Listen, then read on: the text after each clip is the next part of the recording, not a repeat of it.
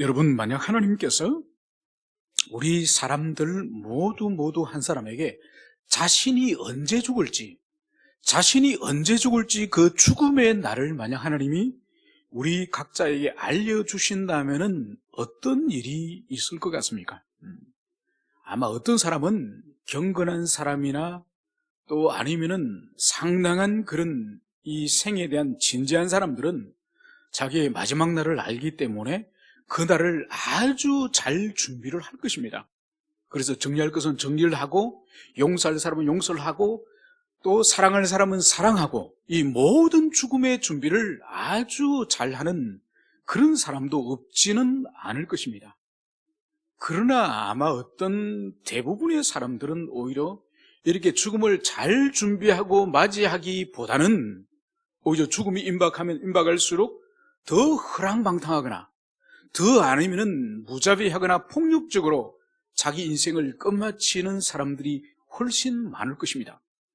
그렇기 때문에 주님께서는 우리의 태어난 출생의 날은 우리가 알 수 있지만은 우리의 죽음의 날은 주님께서 우리에게 감추신 것이죠.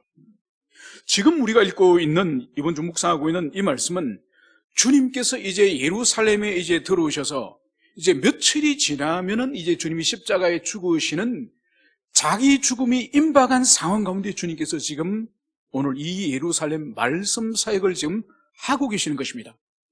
오늘 주님의 이 말씀 사역을 보면은 전혀 이제 죽음을 앞두고 있는 그런 분의 모습을 전혀 찾아볼 수 없습니다. 오히려 제자들과 자신을 따른 무리들에게 오히려 말세에 너희들이 어떤 마음과 어떤 태도로 삶을 살고 준비를 해야 될지 그것을 주님께서는 하나씩 가르치시는 것을 여기서 볼 수가 있습니다. 우리가 앞에 묵상하였던 그 부분이 바로 예루살렘의 멸망과 주님의 재림에 대해서 주님께서 말씀을 하시다가 오늘 이어서 오늘 계속적으로 그 말씀을 여기서 하고 있습니다. 오늘 주님께서는 이에 비유로 이르시되 이러면서 지금 이제 주님께서 또 다른 교훈을 말씀을 하시면서 비유로 오늘 말씀을 하시겠다, 이 말씀을 하는 것을 볼 수 있습니다. 이 비유라고 하는 이 파라볼레, 이 헬라어로 이 파라볼레의 비유는 예수님이 가르치실 때 사용하시는 독특한 이 방식이에요. 바로 뭔가 하니까 예수님과 유대인들, 이 말씀을 듣는 사람들이 살아가던 팔레스타인 그 지방의 사람들이 누구나 알 수 있는 이런 자연세계라든지 아니면은 문화라든지 거기서 주님께서 교훈의 말씀을 적용하여서 증거하는 것을 볼 수 있는 거죠. 그래서 누구나 알 수 있는 것처럼 농경 문화의 씨 뿌리는 비유, 그리고 혼인잔치의 비유, 그리고 진주나 그물 비유, 그리고 또 여러 가지 나무라든지 또 겨자씨 비유라든지, 그래서 그 주님의 그 설교를 들을 경우에는 누구나 이런 자연환경과 이런 문화가 그 사람들이 금방 감지될 수 있는 그런 쉽고 명쾌한 그런 비유를 통해서 아주 선명한 진리를 주님께서 가르치신 것을 볼 수 있습니다. 오늘 주님께서는 무엇을 말씀하셨는가 하니까 이 비유가 무화과 나무와 모든 나무를 보라, 이렇게 말씀하시면서 이제 싹이 나면 너희들이 이제 여름이 가까운 줄 너희들이 자연히 아나니. 여러분, 우리 문명에서는, 우리 자연 환경에서는 가을이 되면 단풍이 들고 이제 낙엽이 다 떨어지지 않습니까? 그죠? 그러니까 침엽수, 소나무라든지 잣나무라든지 침엽수는 나무에 달려있지만은 그 외에 활엽수는 다 떨어집니다.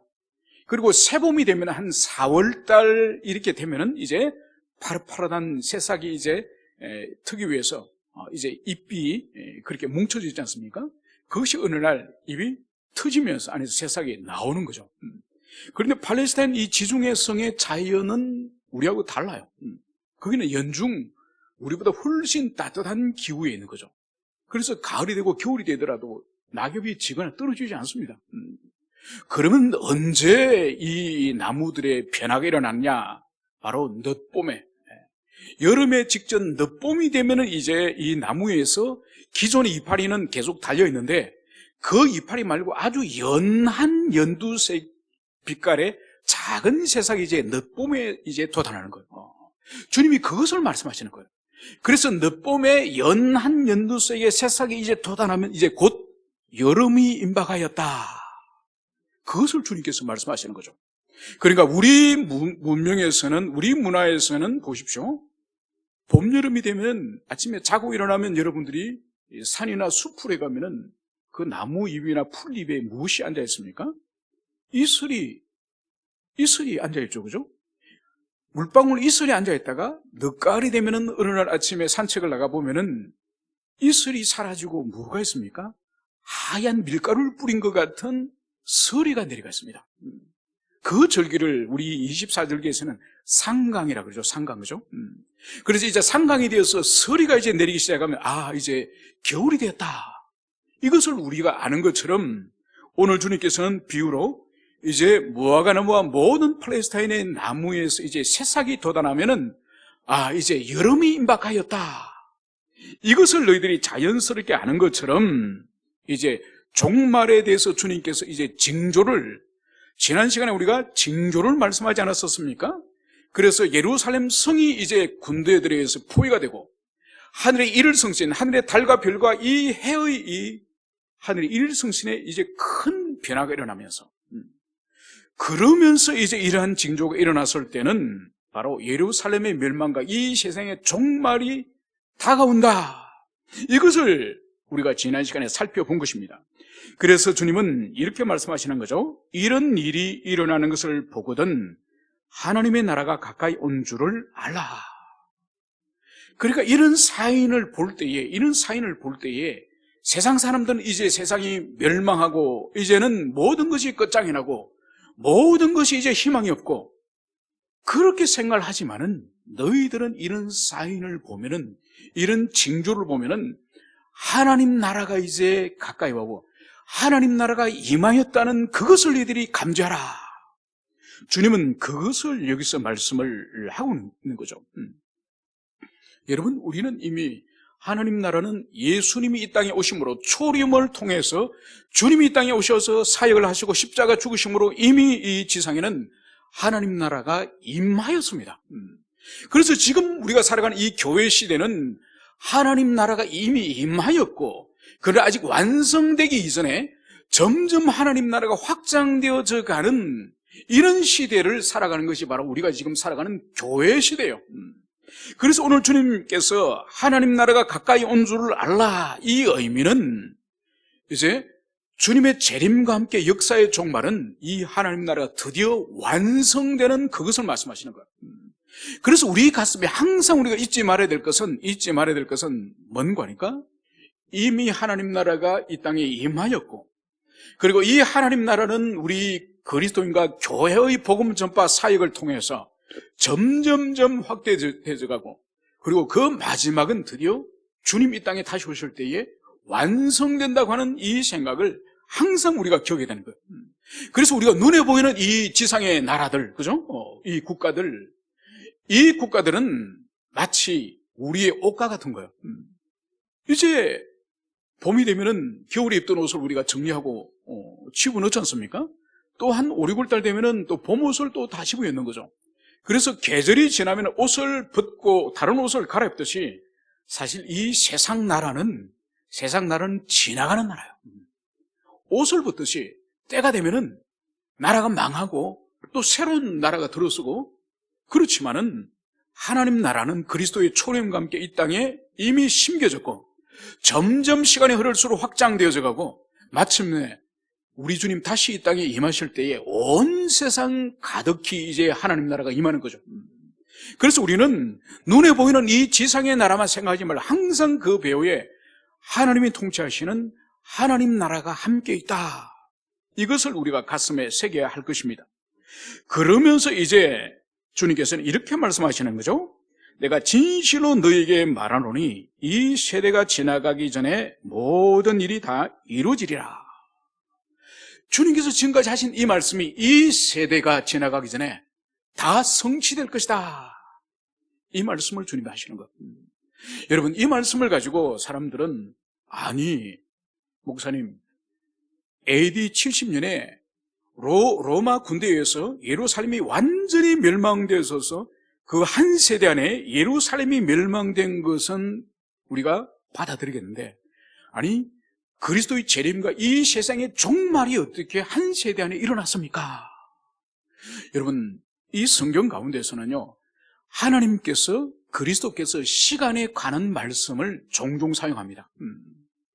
그래서 이것을 우리가 가지고 있는 이 이성의 인식으로서 하나님의 시간을 그렇게 계산을 하면 안 된다는 거예요. 친히 이 성경에서도 말씀하고 있지 않습니까? 하나님에게서는 하루가 천년 같고 천년이 하루 같다. 여러분, 그래서 하나님의 이 시간은 우리가 사용하는 이 물리적인 시간을 초월하는 그런 시간의 개념이라는 그것을 우리가 기억을 해야 될 것입니다. 그래서 이 세대 안에 반드시 이루어질 거라는 그 말씀은 바로 1차적으로 주께서 말씀하신 예루살렘의 멸망이 반드시 그 한 세대 안에, 문자적인 한 세대 안에 반드시 이루어져서 완전히 예루살렘이 멸망했지 않습니까? 그것처럼 재림도 확실히 일어날 것이며, 그리고 주님 다시 오셔서 이 세상을 완전히 심판할 것이 반드시 앞으로 이루어질 것이다. 이것을 주님께서 말씀하시는 거죠. 그래서 여러분, 우리가 요한계시록에서 공부를 할 때에 16장, 요한계시록 16장 제일 마지막에 등장하는 것이 7번째 대접을 이제 붙는 심판이지 않습니까? 그러면서 그 대접이 이제 쏟아지자 어떤 일이 벌어졌죠? 바로 이 지상 인간 문명, 이 세속의 문명을 상징하는 바벨론 성이 세 조각이 났다고 하는, 완전히 파멸되었다고 하는 그것을 보여주고 있습니다. 그리고 이 섬들이 떠나버리고, 섬들이 사라져버리고, 그리고 산악들이 사라져버리는 이 지상의 엄청난 이 자연세계의 대격변이 일어날 것이며, 그러면서 베드로후서 3장에서는 이런 말씀을 기록하고 있습니다. 그 마지막 주님이 오실 때에 하늘이 큰 소리를 내면서 하늘이 떠나버릴 그것을 말씀하는 거예요. 그래서 이것은 뭘 말씀하는 거예요? 주님이 오셔서, 주님이 재림하셔서 그 마지막 심판 사역에는 첫 번째 창조하신 이 세계, 하늘이 떠나가고, 그리고 이 지상이 완전히 이제는 파괴되어 버릴 것 같은 그런 엄청난 일이 일어나는 것을 말씀하는 거죠. 그래서 베드로 후서에서도 이제 우리는 새 하늘과 새 땅을 이제 사모한다, 이 말씀을 기록하고 있는 거예요. 그래서 이제 주님이 재림하셔서 이 지상에 주님께서 심판과 모든 하나님의 나라가 충만할 때는 우리가 지금 눈으로 보는 이 하늘과 이 땅이 아니요, 새로운 하늘과 새로운 땅이 임할 것임을, 그것을 말씀을 하시는 거죠. 그래서 오늘 33절에서는 주님은 이렇게 말씀하십니다. 천지는 없어지겠으나 내 말은 없어지지 아니하리라. 여기서 천지가 없어진다는 이 말씀은 바로 첫 번째 주님이 지으신 첫 창조의 하늘과 첫 창조의 이 땅, 이 지상세계가 완전히 새로운 하늘과 새로운 땅으로 변화될 것임을, 그것을 말씀하시는 거고, 그리고 주님은 이 천지와 대비하여서 당신의 말씀은 없어지지 않는다, 이 말씀을 주님이 여기서 하고 있는 거죠. 여러분, 여기서 주님께서 당신의 말씀을 성부 하나님의 말씀과 지금 대등한 위치로 오늘 비교하는 것을 여기서 볼 수 있습니다. 이것은 뭔고 하니까, 이것은 주님 당신께서 바로 성부 하나님과 신적 본질에 있어서 동일하고, 그리고 근세와 영광에 있어서 동등한 하나님 되심을 오늘 예수님이 그것을 증거하는 것을 볼 수 있는 거죠. 그래서 주님의 이 말씀, 내 말은 없어지지 않을 것이다, 이 말씀은 삼일체 교리 가운데서도 중요한 근거가 되는 그런 말씀이라고 볼 수 있는 거죠. 그러면서 이제 주님께서는 이제 재림을 맞이하고 종말을 맞이하는 이 세대를 향해서 이제 무엇을 할 것인가, 그것을 오늘 주님께서는 이렇게 말씀을 하고 있습니다. 너희는 스스로 조심하라.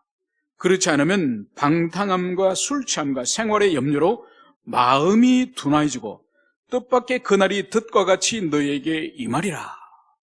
오늘 주님께서는 제자들과 당신을 따르는 추종자들에게 오늘 말씀을 하시면서 이제 이 종말을 어떻게 준비할지, 첫 번째, 너희는 스스로 조심하라. 여러분, 너희는 조심하라고 말씀하실 수도 있지만은 너희는 스스로 조심하라. 이 말씀을 여기서 말씀을 하고 있습니다. 이것은 단순히 주의하다, 조심하다는 그런 뜻이 아니에요. 이것은 철저히 우리 자신에게도 최악의 불신앙에, 최악의 범죄가 일어날 수 있음을 긴장하면서 끊임없이 자기 영혼과 자기 마음을 살피는 그 일을 힘을 다하라. 그 의미인 것을 여기서 볼 수 있습니다. 여러분, 신앙생활의 본질이 다른 것이 아니에요. 신앙생활의 본질은 자기의 영혼과 자기 마음에서 일어나고 있는 이 죄성, 이 부패성을 끊임없이 감시하고 끊임없이 그것을 발견하고 그것을 하나님 앞에 진실하게 내어놓고 하나님께서 그 죄의 문제를 도우시고 해결해 주시기를 겸비하게 엎드릴 수 있는 능력이 바로 경건의 능력이고 그것이 바로 신앙의 본질이에요, 여러분. 여러분, 신앙의 본질이 뭔 큰 일을 하고 많은 것을 하나님께 돌려드리고 봉사를 하고 섬기는 이것이 신앙의 본질이 아니에요. 신앙의 본질은 스스로 자기를 살필 수 있는 그 능력이 신앙의 본질이에요. 여러분, 성경 가운데서 스스로 자기를 살피지 못한 사람들이 참 많죠. 우리가 아는 노아를 보십시오. 성경은 노아를 하나님께서 당대의 의인이다, 당대의 의인이라 부를 정도로 노아는 모든 인류가 죽음을 다 당하고 심판을 당했지만은 이 노아와 가족들은 주님이 살려두지 않았습니까? 그런데 이 노아가 자기를 살피는, 자기를 지키는 그 일을 이 노아가 잘못한 거죠. 그래서 술이 취해가지고 그렇게 옷을 벌거벗고 그런 추태를 부리는 이 모습을 우리가 성경을 통하여 알 수 있지 않습니까? 당대의 의인인 그 자신도 자기를 살피지 못한 거죠. 또 우리가 볼 수 있는 아브람과 함께 이집트로 그리고 가나안 땅으로 그렇게 순례 여행을 따랐던 조카 롯을 우리는 알고 있지 않습니까? 조카 롯에 대해서도 성경은 의인이라고 부릅니다. 그런데 그 의인 롯이 어떻게 변질되죠?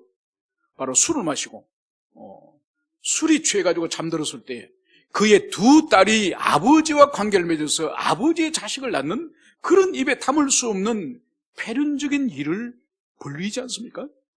여러분, 자기를 지키지 못했던 대명사를 꼽아라 한다면 어떻게 다윗을 우리가 제쳐놓고 말할 수 있겠습니까? 다윗은 하나님이 얼마나 다윗을 사랑하였고 그의 삶과 그의 내면과 중심과 신앙이 얼마나 사랑스러웠으면 내가 다윗을 통해서 모든 일을 한번 해보겠다. 그 정도로 이 다윗을 향한 하나님의 마음이 얼마나 합치되는지 몰라요. 그런데 다윗이 자기 마음속에 야금야금 이제 들어오는 그 죄를, 그 죄성을, 그 엄난을 그것을 지키지 못해서 결국 어떤 일이 벌어졌죠? 자신의 가장 충성스러운 신하 우리아의 아내를 왕의 지위를 남용하여서 간음을 하고 그것이 이제는 잉태를 하니 숨기기 위해서 결국은 어떻게 했습니까? 바로 그 남편을 이제 살인을 교사해가지고 그 우리아를 죽이지 않았습니까? 여러분, 이게 바로 자기를 살피지 않을 때 일어날 수 있는 미끄러짐, 죄라는 것이죠. 그래서 주님께서도 이 종말의 때, 이 마지막 때 가장 먼저 우리에게 주시는 말씀이 너희는 스스로 조심해라. 다른 사람이 우리를 향해서 당신은 이거 조심해, 이게 당신의 문제야, 이게 당신의 약점이야, 이것만은 당신은 고쳐야 돼, 이렇게 말하기 전에 바로 하나님의 말씀의 그 거울과 성령께서 비춰주시는 그 진리의 빛을 우리의 내면을 비춰봐서 나에게 일어나고 있는 이 악한 생각과 악한 이 도모하고자 하는 죄성이 뭔지를 끊임없이 스스로 조심하라. 이 말씀을 주님께서 제자들에게 제일 먼저 하고 있음을, 그것을 우리는 가슴에 새겨둘 것입니다. 그렇지 않으면, 스스로 살피지 않으면 무슨 일이 있느냐? 바로 방탕함과 술 취함과 생활의 염려로 마음이 둔해지고, 여러분, 자기를 끊임없이 살펴서 자기 속에 일어나고 있는 이 작은 죄의 움직임, 작은 이 더러운 이 악의 움직임에 대해서 살피지 않으면 결국은 일어나는 일이 먼저 방탕함과 술 취함이라는 거예요. 여러분, 이 방탕함이란 이 의미도 이 술 취함과 매우 관계가 있습니다. 여러분, 술 취함은 술에 쩔어서 술의 영향을 받고 그런 것이라고 한다면 이 방탕함의 이 원래 의미도 뭔가 하니까 사람이 온전한 이성을 잃어버린 채로 사람들이 비틀비틀하며 사는 그것을 말하는 거예요. 여러분, 우리 그리스도는, 우리 인간은 하나님이 진리 말씀을 주셨지 않습니까? 그래서 그 말씀을 항상 깨닫고 배우고, 그래서 말씀이 가라는 길을 똑바로 걸어가는 길이 인간의 도리이자 우리 그리스도인의 도리죠. 그런데 여기서 이 방탕함이라는 뜻은 바로 갈지자, 술이 채서 갈지자를 걷듯이 왔다 갔다 하는 그런 삶을 말하는 거예요. 그리고 술 취함도 마찬가지죠. 여러분, 이 술 취함은 성령의 충만과 이 신약에서 아주 대비를 합니다. 그러니까 성령의 충만할 때 이 충만과 술 취함할 때 이 취함이 어원이 같은 뜻이에요. 뭔가 하니까 술이 우리 내면을 지배하는, 우리 인격을 지배하는 것, 그 의미예요. 그러니까 이거는 결국은 이 방탕함 술 취함의 이 의미는 뭔가요? 바로 인간의 본분, 그리스도인 신자의 본분을 잊어버리고 이 세상에 취해서 쾌락과 이 즐거움을 따라서 이 삶이 갈지자, 목표가 없는 이 갈지자의 삶을 사는 것을 여기서 방탕과 술 취함을 말하는 거예요. 꼭 날마다 술을 마시고 룸살롱 가서 술을 마시고 소주를 마시고 그래서 술 취한다는 뜻이 아니라 분명한 가야 될 목적을 잃어버리고 방황하는 그것을 말하는 거예요.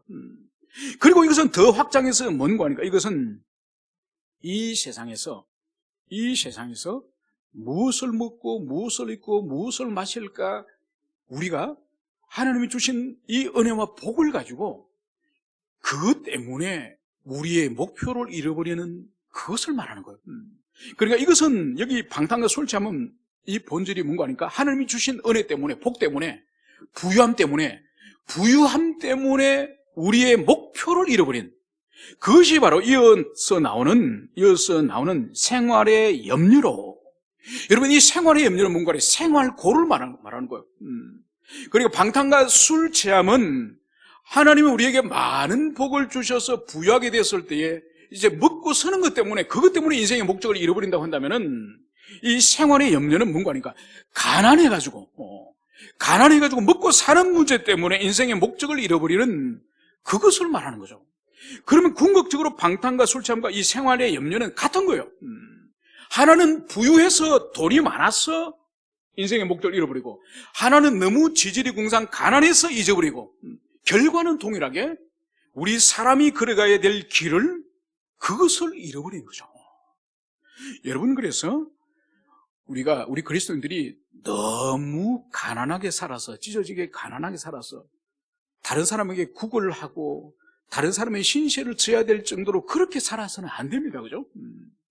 그러나 물질이 부유해가지고 그걸 어디에 투자할까? 주식에 할까? 해외 펀드에 할까? 아니 먹고 마실까? 차를 뭐로 바꿀까? 여러분, 이렇게 부유해가지고 그 물질을 쓰는 것 때문에 우리 인생의 본질을 놓쳐버리면 안 되는 거예요. 그래서 아삽의 시처럼 하나님, 우리가 너무 부유하게 하지도 마시고 너무 가난하게도 우리를 하지 마십시오. 여러분, 이런 정신, 물질에 대해서 이런 정신이 우리에게 필요한 거죠. 그래서 혹이나 주님이 우리에게 많은 복을 주시면은 그것은 내가 다 쓰라고 주님이 주시는 것이 아니라 나누는 거예요. 그리고 우리에게 또 물질적인 또 부족함이 있다고 한다면 그 안에서 어찌하든지 간에 감사하면서 그렇게 살아가는 거죠. 그래서 우리에게 필요한 것이 이 시대에 뭔가 하니까 오늘날은 굶어서 죽는 사람은 사실은 없지 않습니까? 그죠? 그래서 우리에게 필요한 것이 뭔가 하니까 이 물질적인 욕망과 물질적인 삶의 목표는 낮춰야 돼요. 물질적인 어떤 욕망과 이 목표들은 낮추고 그 대신 영적이고 정신적인 가치와 목표는 이건 끌어올려야 되는 거야.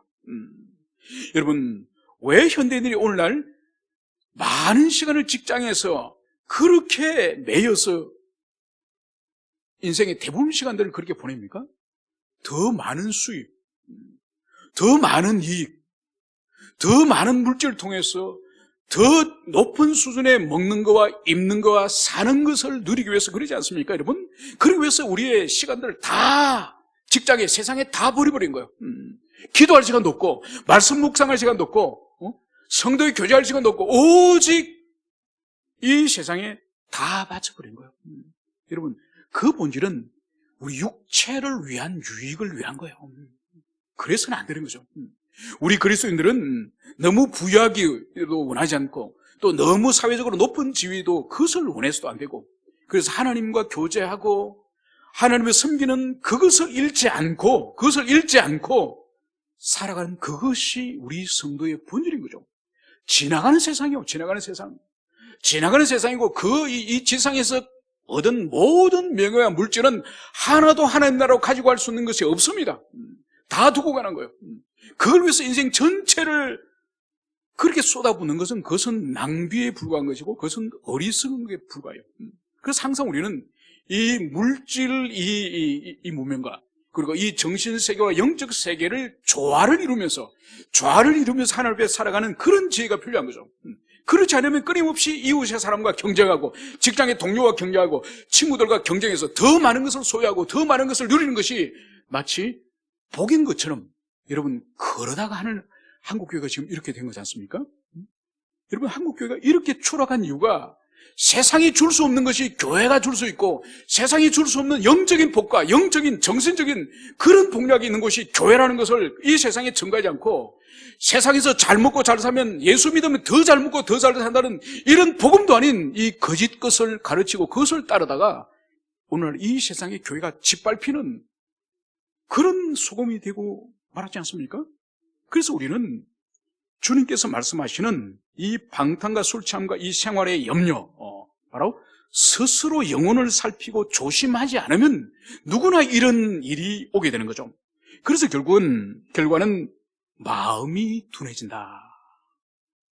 여러분, 우리 마음이 하나님과 하나님의 말씀과 주님의 뜻에 예민하게 반응하고 그분 앞에 순종하는 그것이 우리 인생의 보람이고 목적인데, 보십시오. 방탕과 술 취함과 생활의 염려 때문에 결국은 마음이 어떻게 된다고요? 둔하여진다. 마음의 감각이 없어지는 거예요.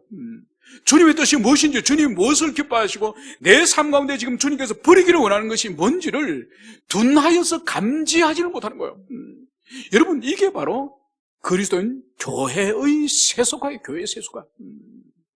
여러분, 교회의 이 경건과 교회의 거룩한 이 영향력이 세상 속으로 흘러들어야 되는데, 세상에 있는 이 세속적인 정신과 이 더러운 세상의 문명이 문화가 교회 속으로 흘러들어온 거예요. 그게 바로 잠든 교회, 병든 교회를 말하는 거죠. 주님은 정확히 말세가 다가오면 다가올수록, 종말이 다가오면 다가올수록 당신의 자녀들이 바로 이렇게 변질될 것을 아셨기 때문에 오늘 주님께서는 이렇게 경고를 하고 있습니다. 그래서 마음이 둔해지면 결국은 어떤 일이 일어나느냐? 뜻밖의 그날이 덫과 같이 너희에게 임하리라.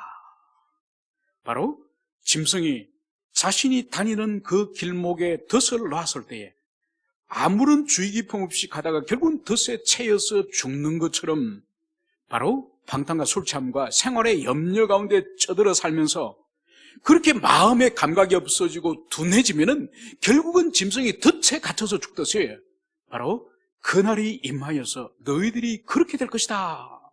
이것을 주님께서는 말씀하시는 거죠. 그러면서 오늘 36절의 마지막으로 이렇게 말씀을 하고 있습니다. 이러므로 너희는 장차 올 이 모든 일을 능히 피하고 인자 앞에 서도록 항상 기도하며 깨어있으라. 이제 다시 오실 주님 앞에, 다시 주님 앞에 서기 위해서 무엇을 해야 될 것인가? 주님은 두 가지를 말씀하십니다. 첫 번째는 항상 기도하며, 두 번째는 깨어있어라. 여러분, 깨어있는다는 뜻이 뭘까요? 깨어있는다는 뜻은 잠들지 않는 것을 말하는 거죠. 잠들어 있지 말라. 여러분, 이 잠은 밤에 자는 잠을 말하는 것이 아닙니다. 영적 잠을 말하는 거죠. 주님께서 마음이 둔하여진다 하는 그 의미와 같은 의미입니다. 마음이 둔하여지면은 주님의 뜻을 분별하지 못하는 것처럼 여기서도 이 세상의 복락에 취해 있으면은 결국은 깨어있지 못하고 잠들어 있는 거죠. 그래서 우리에게 필요한 것이 바로 뭔가 하니까 항상 하나님의 뜻에 대해서 분별할 수 있는 깨어있는 그 이성, 깨어있는 그 의식. 여러분, 그래서 우리가 매일 성경을 묵상하는 이유가 바로 그거예요. 그러니까 하루에 최소한 작은 분량의 말씀이라도 그 말씀 앞에 우리 자신을 계속 직면하고 우리 자신을 세우자는 거예요. 여러분들이 일어나서 세상에 나가서 출근하고 집에 돌아올 때까지 여러분의 영혼과 여러분의 삶에 대해서 하나님 앞에 직면하게 하는 요소가 이 세상에 있습니까? 여러분 직장 일을 하다 보면은 상사와 어떤 회의를 하거나 동료와 회의를 하거나 일을 할 때에 여러분 하나님께서 여러분의 영혼을 직면시키는 일이 그 가운데 있던가요?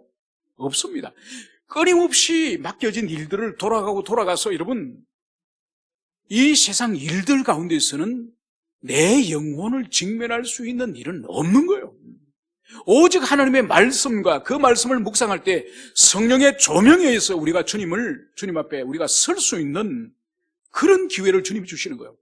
그래서 하루에 작은 분량의 말씀이라도 우리가 읽고 그 말씀에 우리 자신을 비추고 우리 자신이 어떠한 주님의 판단과 평가가 있는지 우리가 기도할 때에 주님이 그것을 우리에게 보여주지 않습니까?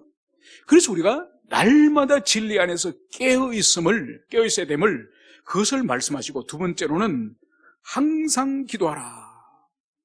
여러분, 이 항상 기도하라는 이 의미는 우리가 모든 일상의 일을 전폐하고 항상 기도하는 그런 의미는 아닙니다. 그죠? 이 의미는 뭔가 하니까 우리가 무시로 항상 성령 안에서 기도의 영을 가지고 주님 앞에 살아라, 이런 의미죠. 여러분, 그래서 우리에게 필요한 것이 뭔가 하니까, 여러분, 기도의 본질 가운데 하나가 뭔가 하니까 성령을 통해서 주님과의 친밀한 이 교통이 기도예요. 물론 기도가 우리가 필요한 것을 하나님께 간구하고 기도를 통해서 주님 앞에 탄원하고 도와달라고 외치지만은 그것보다 더 중요한 것이 사실 주님과 인격적이고 영적인 계속적인 교통이 이 기도예요. 그래서 우리에게 항상 이 기도의 영을 가지고 우리의 일상 삶을 살아야 되는 거죠. 그래서 우리가 무슨 말을 할 때나 어떤 행동을 할 때나 어떤 지체를 만날 때나 무슨 일을 할 때나 항상 이 깨어있는 이 기도의 영을 가지고, 주님, 제가 이 말을 지금 하려고 합니다. 주님, 제가 이 사람과 이러한 일을 상의하고자 합니다. 주님, 제가 지금 이 일을 하고자 하는데 주님이 기뻐하시는 방법이 뭘까요? 그러니까 모든 언행심사, 마음의 생각과 입으로 말과 모든 행동과 인간관계와 이 모든 일들 가운데 우리의 영혼이, 우리의 심령이, 주님, 제가 이걸 하고자 합니다. 주님, 제가 이 말을 하고자 합니다. 이게 주님이 기뻐하시는 일입니까? 이게 주님의 뜻입니까? 항상 우리가 이 기도 영에 잠겨 있어요. 그것을 오늘 주님께서는 항상 기도하며, 여러분, 그럴 때 우리가 깨어 있을 수 있고, 그리고 우리가 범죄하지 않을 수 있고, 혹이나 범죄했을 때 주님께서 깨닫게 하시면은 바로 즉각적으로 참여하고 즉각적으로 인간에게 가서는 사과하고, 여러분, 주님께서는 그것을 이 마지막 종말에 주님의 재림을 맞이하는 성도들이 이러한 태도를 가지고 주님 앞에 살 것을 오늘 여기서 말씀을 하고 있습니다. 이 말씀을 우리가 가슴 깊이 우리가 새기고, 그리고 우리 삶 가운데 실제적으로 적용하면서, 그러면서 우리가 다시 오실 우리 주님을 맞이하는, 준비하는 정말 순결한 신부로서 우리가 신랑 되신 우리 주님을 맞이했으면 좋겠습니다. 함께 기도하시겠습니다.